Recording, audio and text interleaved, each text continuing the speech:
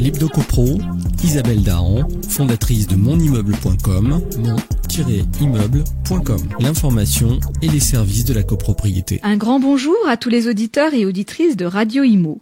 Aujourd'hui, je vous propose de revenir sur le projet de loi Elan, dont la discussion en séance publique à l'Assemblée nationale a débuté le 1er juin. Le calendrier prévoit une première lecture au Sénat début juillet 2018. Donc, si tout se passe comme prévu, les textes devraient être approuvés à notre retour de congé d'été. Rappelons que l'article 60 du projet autorise le gouvernement à légiférer par ordonnance, d'une part pour codifier le droit de la copropriété et d'autre part pour revoir les règles de gouvernance des copropriétés. À l'heure actuelle, le socle du droit de la copropriété repose sur la loi du 10 juillet 1965 fixant le statut de la copropriété des immeubles bâtis et son décret du 17 mars 1967.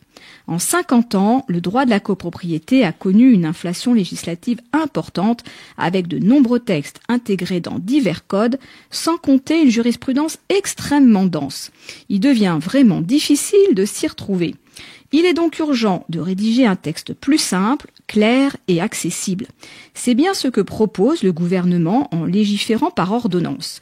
De plus, le nouveau code de la copropriété, destiné aux particuliers copropriétaires et aux professionnels de l'immobilier, contiendrait en son sein l'ensemble des dispositions spécifiques légales, réglementaires et jurisprudentielles applicables à la matière.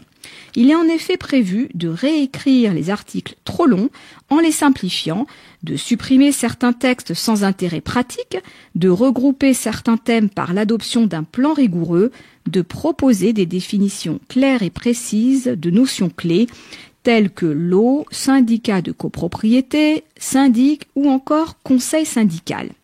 Le droit de la copropriété est devenu un droit vieillissant, peu adapté aux besoins sociétaux actuels, alors que le projet de loi Elan a justement pour ambition de tenir compte de l'évolution de la société, des modes de vie et des nouveaux besoins des habitants.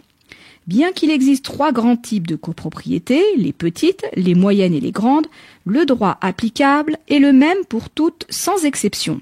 C'est pourquoi, et on ne peut que s'en réjouir, l'article 60 prévoit des aménagements et des assouplissements tenant compte de la diversité des copropriétés et de leur taille.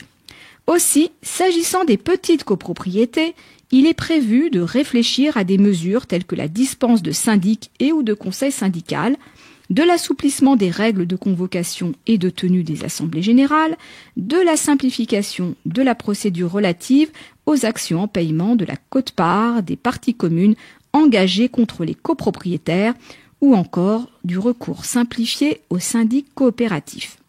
Concernant les grandes copropriétés, on envisage la possibilité d'opter pour un régime d'administration spécifique qui pourrait se traduire par des délégations de pouvoir données à un conseil syndical renforcé sous le contrôle de l'Assemblée générale des copropriétaires, tout en instaurant l'intervention d'organes externes, notamment pour vérifier les comptes.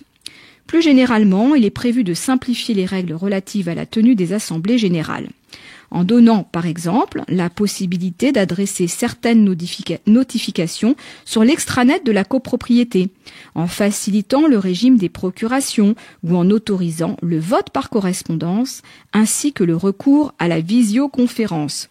On aimerait avoir une loi pour l'évolution du logement ambitieuse, dans l'ère du temps et de la transition numérique. Enfin, il est également prévu de diminuer progressivement les seuils de majorité requis pour faciliter la prise de décision en matière de travaux par l'Assemblée générale, permettant ainsi de prévenir la dégradation des copropriétés et de favoriser les économies d'énergie.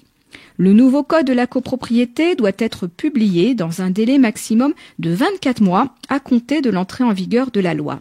On a encore le temps d'y réfléchir et de mettre d'accord l'ensemble des acteurs de l'immobilier et de la copropriété dans l'intérêt des copropriétaires et des futures générations de propriétaires.